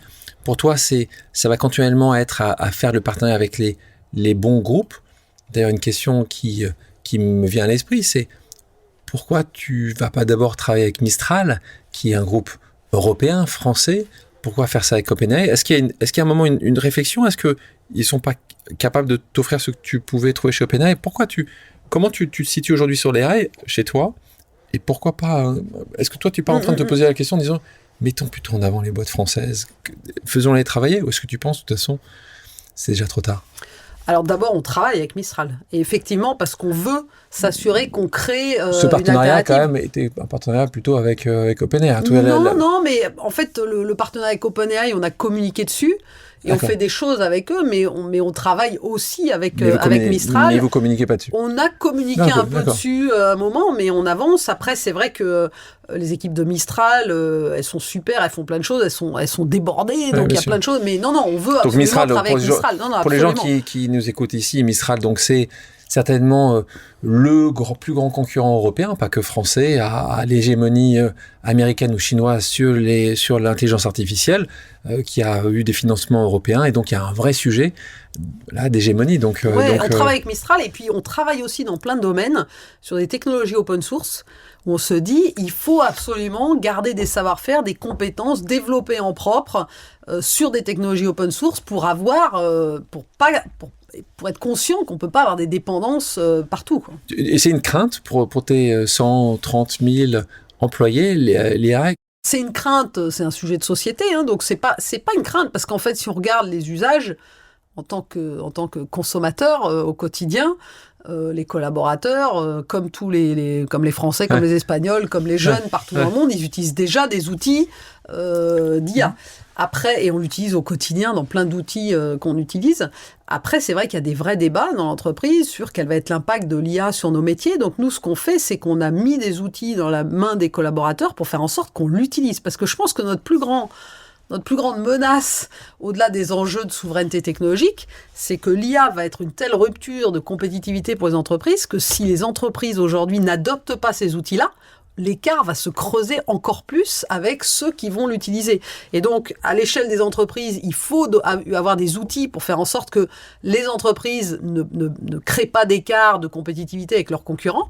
Et à l'échelle des collaborateurs, notre enjeu, notre responsabilité, c'est de former à l'utilisation de ces outils, parce qu'effectivement, des compétences vont vite être obsolètes si on n'a pas les réflexes, etc. Après, il y a la résistance au changement sur certains métiers, mais ça, on l'a vu dans toutes les ruptures technologiques. Pour toi, dans ton groupe, quelle est la partie qui est la plus à risque avec l'intelligence artificielle?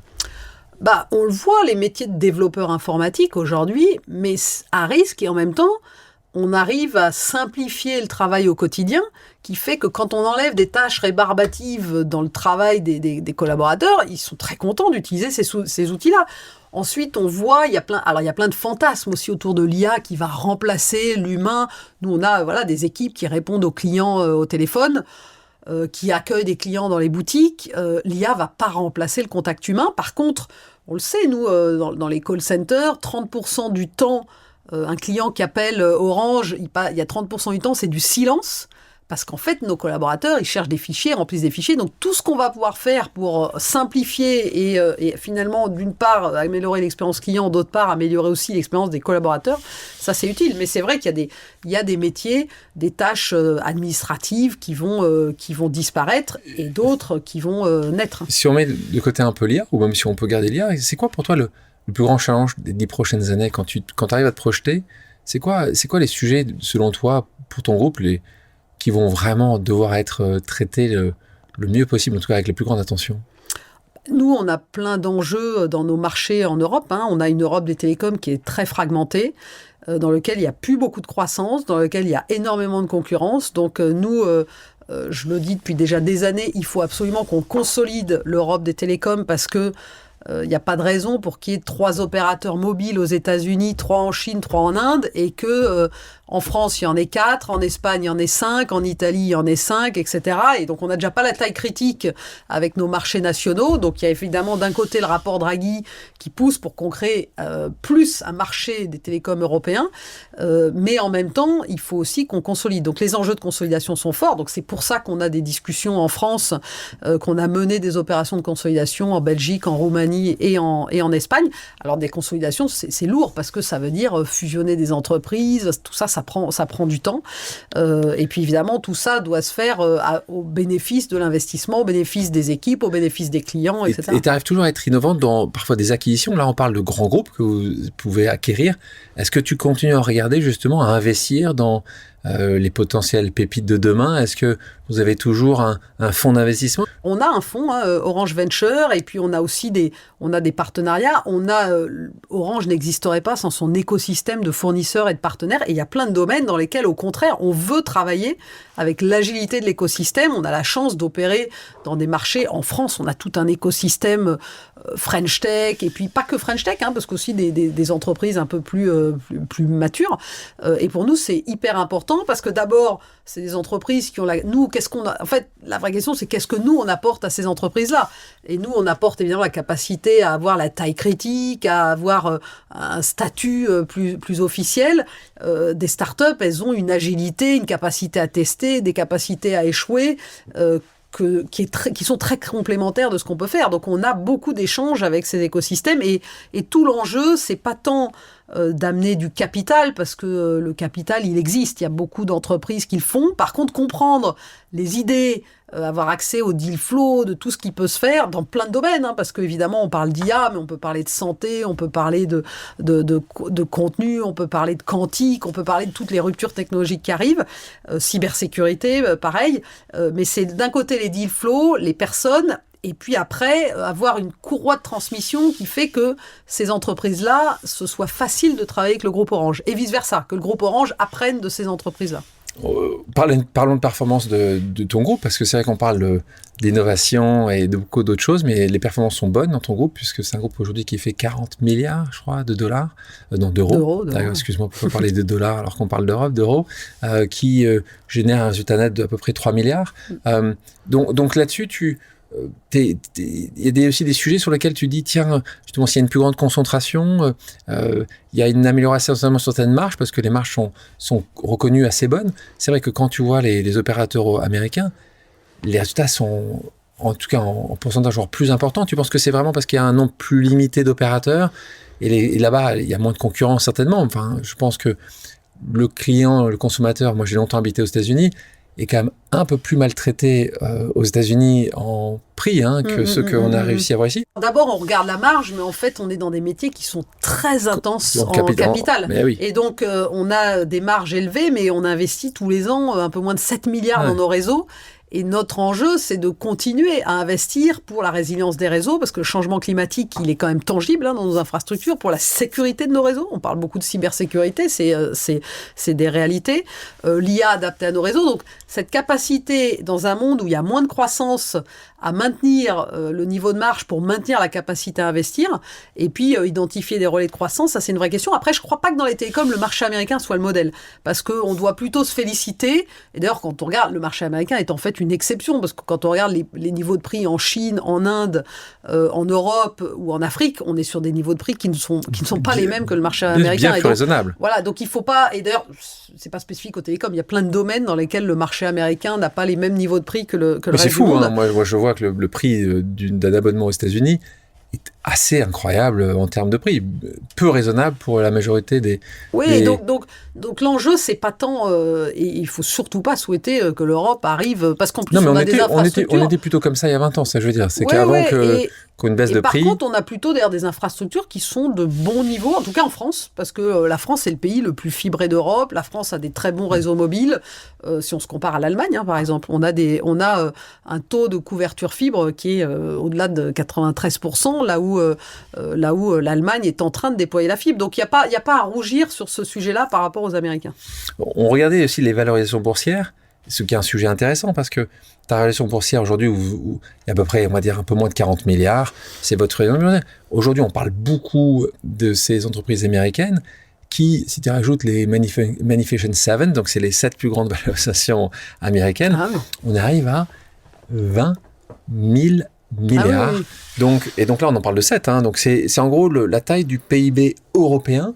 Toi, quand tu vois ça, quand tu imagines on parle de Nvidia, ou même tu prenais OpenAI, discussion de rentrer en bourse, ça peut valoir 1 milliard, un Nvidia, plusieurs milliards de dollars.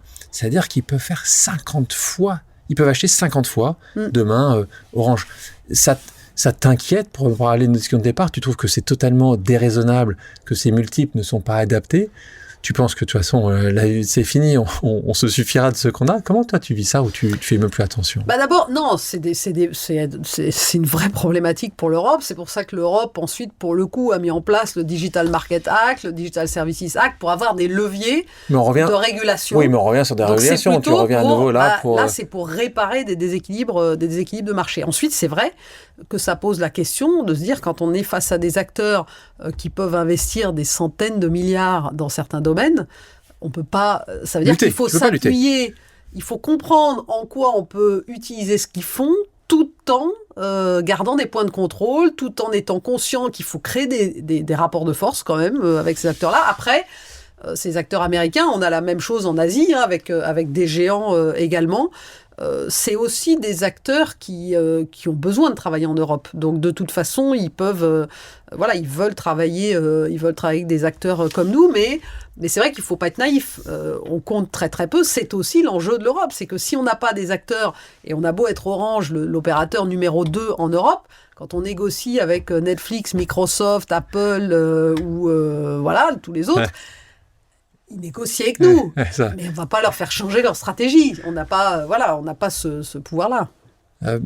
On parle aussi, et ça me fait penser à cette discussion, plutôt ce point de vue de Carlos Tavares. Alors, Tavares était l'ancien patron de Stellantis, qui a été assez régulièrement mis en avant parce qu'il avait communiqué sur son salaire, qui est un salaire assez important. Je crois que c'était très important, je crois que c'était plusieurs dizaines de millions d'euros. Toi, tu assumes complètement ton salaire, tu l'as communiqué, c'est moins que ça. Hein. C'est beaucoup moins. C'est beaucoup moins que ça, mais ça reste des salaires très importants, puisque je crois qu'on est à plus d'1 million d'euros.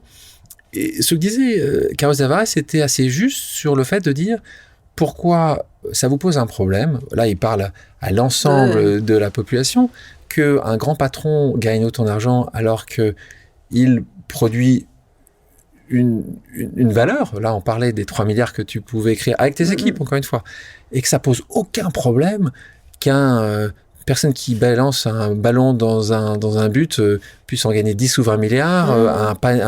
Et j'adore le sport, donc je le parle de temps.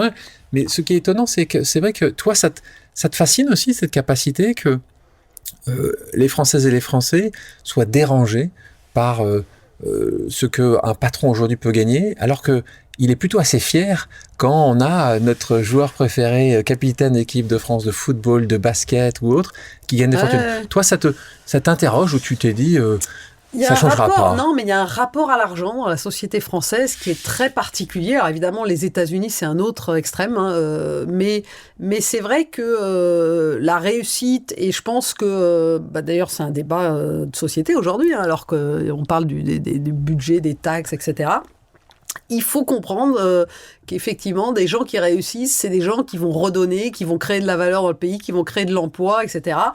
Et pas juste avoir des débats de se dire il gagne plus que moi et donc il faut c'est forcément une mauvaise personne, quoi. Voilà. Mais c'est vrai aussi que je conçois quand même, et c'est pour ça que moi j'ai un salaire qui, de toute façon, tout ça c'est public, c'est validé en Assemblée Générale. Ton salaire, c'est le salaire fixe, c'est 900 000 euros, et ensuite derrière c'est des primes, c'est des parts variables, c'est des actions, mais c'est beaucoup d'argent.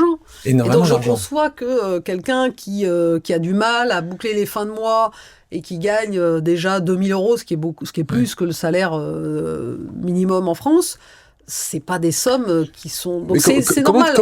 Comment t'expliques qu'il y ait une sorte de sentiment que tu puisses gagner trop par rapport à ce que l'immense majorité de nos co-citoyens puissent gagner? On peut le comprendre, mais ce qui m'amusait dans ce que disait... c'est le rapport justement, entre un footballeur versus... Ça dérange absolument pas. On va l'applaudir, le footballeur. Ouais. Et il y a certains qui gagnent plus, si ce n'est beaucoup plus. Quand tu prends un Ronaldo ou un Messi, je crois qu'ils sont à 200 millions par an. Non, mais c'est vrai que le vrai problème en France, c'est qu'on revient sur ce qu'on disait tout à l'heure, la valeur du travail. C'est-à-dire qu'il faut qu'il y ait plein d'exemples d'entrepreneurs, de gens qui travaillent, et parce que par leur travail, ils vont pouvoir gagner plus d'argent, ils vont pouvoir créer, et donc que ce soit des entrepreneurs qui réussissent, qui revendent leur boîte, etc., ou alors des gens qui eux-mêmes vont progresser dans l'entreprise, vont augmenter leur salaire, vont pouvoir être diplômés dans l'entreprise, etc.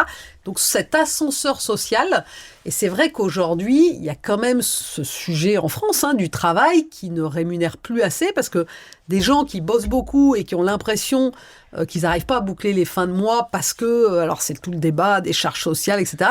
Ça, c'est quand même un problème. On va terminer, on a encore quelques questions. Notre dernière pause, cette fois-ci, c'est pas une pause amicale, mais ça va être une pause familiale. On écoute la question de ton merveilleux mari, André. Salut Christelle. C'est André, mon mari. C'est super de te voir sur ce podcast. Écoute, bravo pour tous tes succès. Et il y en aura encore plein à venir. Mais donc, après le business, après Orange, tu vas te lancer en politique. L'Europe a besoin de toi. Ça, c'est mon mari qui dit ça, parce que lui, il devrait faire de la politique. Lui, ça le... Il a envie. Mais lui, il a beaucoup plus, je pense au fond de lui, cette envie. Mais non, honnêtement, moi, la politique, vraiment, c'est pas mon... Alors, j'admire et je pense qu'on a besoin de vocation, parce qu'il en faut et c'est pas facile. Mais alors, j'ai quand même le sentiment qu'aujourd'hui, je peux avoir tellement plus d'impact dans une entreprise et dans l'environnement des entreprises qu'en politique, que vraiment aujourd'hui c'est pas mon truc, quoi. C'est ça c'est ça la ligne directrice, c'est l'impact que tu as envie d'avoir. Capacité à avoir de l'impact, de me dire je prends des décisions, je peux avoir de l'impact. Et quand tu es président, tu as de l'impact. En France ? Oui.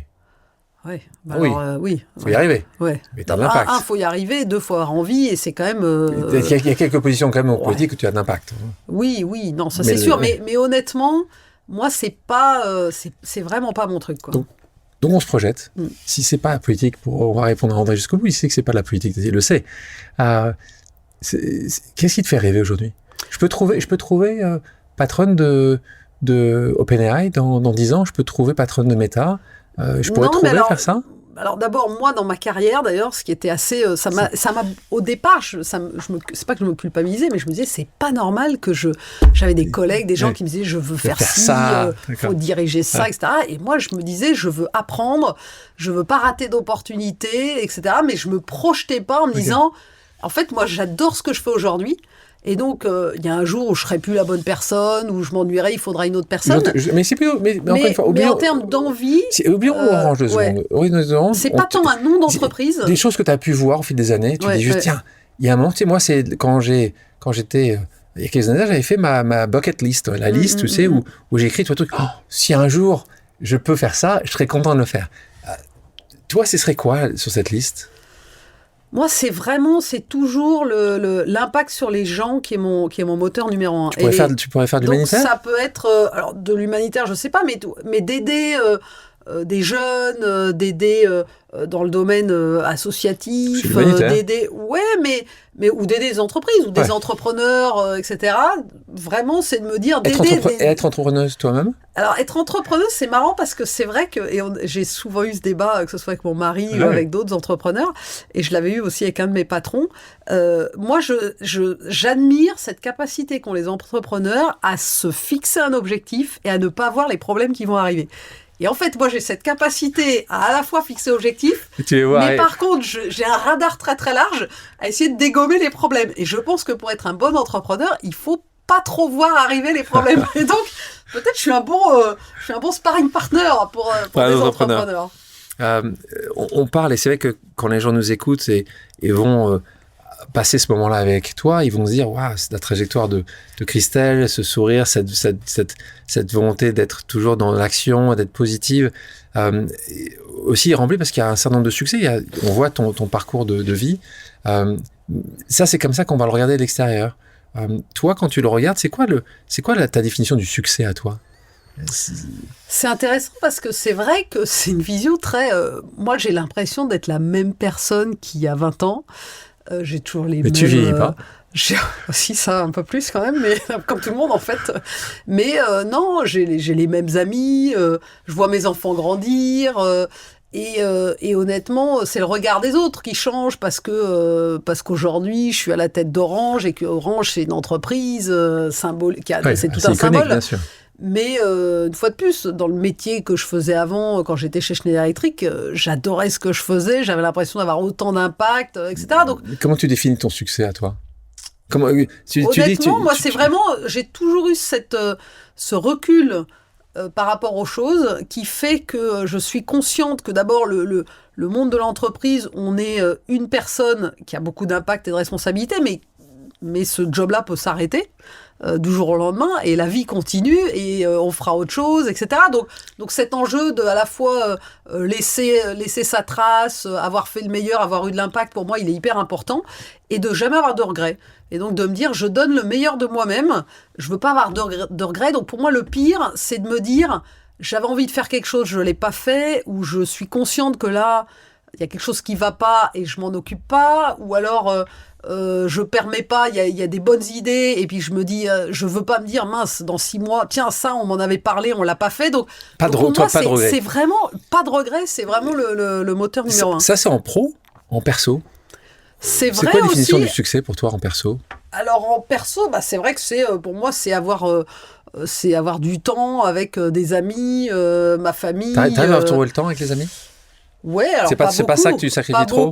Pas beaucoup, parce que d'abord, on a tous des agendas de dingue, donc c'est compliqué, mais non, et parfois, il faut pas, c'est pas tant les heures qui comptent que l'intensité de ce qu'on peut faire, c'est les moments, quoi, profiter de l'instant présent. Dans toutes ces années-là, on rencontre tous et toutes des gens qui nous ont tendu la main, qui nous ont fait peut-être regarder un peu différemment. Toi, c'est quoi ces personnes ou cette personne où tu t'es dit, sans cette rencontre-là, peut-être que je serais pas assise là, peut-être que je serais pas à la direction d'Orange. T'as ces personnes, et moi, chaque fois, on a besoin de ces personnes. Ça peut être un professeur ou une professeure, quelqu'un qui t'a donné soit l'envie. C'est qui ces gens-là pour qu'on les mette un peu en avant, qui était essentiel pour toi? Il y en a plein. Alors, c'est vrai que moi, je me souviens de ma maîtresse de CM1. Mais c'est marrant parce que... Et j'avais l'impression avec elle d'avoir toujours des bonnes notes. Je sais pas si j'étais la chouchoute ou quoi, mais je me souviens qu'elle m'avait marquée parce que elle m'a donné confiance en moi en CM1. Et puis ensuite, après, c'est plutôt dans ma carrière, des moments où, justement, quand j'ai été nommée DRH à 35 ans, c'est quelque chose qui m'a marquée. Et j'y repense parce que je me dis, est-ce que moi, j'aurais le courage de nommer quelqu'un à 35 ans, dans un poste à responsabilité comme ça, faire ce pari de la jeunesse et donc ça, c'est quelque chose de me dire, voilà, de pas gâcher des talents et de permettre à des jeunes d'avoir la chance que moi j'ai eue. Et des gens, moi je dis souvent, les gens qui vous ont justement tendu la main, essayez de les appeler de temps en temps, les remercier, vous montrer qu'on ne les oublie pas, parce que tu fais justement ce travail-là. Oui, alors moi je suis encore en contact, je suis encore en contact avec mes anciens, alors c'est beaucoup des anciens managers, et d'ailleurs c'est intéressant parce que quand je les revois, j'ai encore ce sentiment d'être leur ancien. Bien sûr. Mais on a un dialogue beaucoup plus direct, comme on a toujours eu d'ailleurs, mais j'ai toujours eu ce dialogue assez direct. Du management. Pour terminer, 2 questions. La première, on parle de pause. Toi, quand tu peux faire cette pause-là, est-ce qu'il y a un endroit dans le monde, en France, où tu te dis, tiens, avec André, vos 2 enfants, vous êtes bien, ou même toute seule, est-ce que tu arrives à t'échapper? Elle est où la pause de Christelle Edman? Alors c'est vrai que moi j'ai grandi sur les plages de l'Atlantique et donc les grandes plages, la mer pour moi des c'est Landes, quelque chose. Ça, les pour Landes, toi Ourtin plage. C'est là Ourtin plage, c'est là. Dernière question. Maintenant que tu viens de passer un moment sur pause, qui tu me conseillerais d'inviter où tu te dis j'adore cette personne-là, j'aimerais qu'elle vienne raconter son histoire. Est-ce que tu as quelqu'un en tête que je devrais inviter? Oh il y a plein de... Oui, il y a plein. Alors après, c'est vrai que moi, je suis plus dans la sphère des patrons et des patronnes. Hein, mais, qui t'adore? Qui tu dis Mais il y a plein de... pour moi, il y a d'ailleurs des patronnes. Voilà, je vois Catherine McGregor avec qui on échange souvent parce qu'elle dirige un groupe qui a plein d'enjeux, qui est beaucoup plus exposé aux enjeux, évidemment, mondiaux énergétiques. Voilà, après... Jean-Pascal Tricoire avec qui j'ai travaillé et je disais voilà qui a vraiment cette vision qui n'a pas fait Polytechnique, qui est un ingénieur et il a quand même un ingénieur. Mais qui a transformé Schneider Electric, un vrai fleuron avec cette vision, cette compréhension du monde international qui est exposé à la géopolitique. Voilà, personnage passionnant. Et puis après dans le monde de la tech, des entrepreneurs, voilà, mon mari, il y a plein de gens qui ont des histoires de vie passionnantes. Tu vas nous envoyer une liste entière. Christelle, merci pour voilà cette énergie que tu nous donnes, ce sourire et puis cette transparence, cette franchise. Tout va bien? Ça va? Tout va bien. C'est bien passé? Ouais, très très bien. D'accord. Merci beaucoup, Merci. Christelle. Merci à tous d'avoir pris le temps de faire une pause avec nous sur RCJ. J'espère que l'émission vous a plu, inspiré ou fait réfléchir. Si c'est le cas, je compte sur vous pour soutenir Pause sur radio-rcj.info ainsi que sur toutes les plateformes d'écoute. À bientôt sur RCJ pour un nouvel épisode de Pause.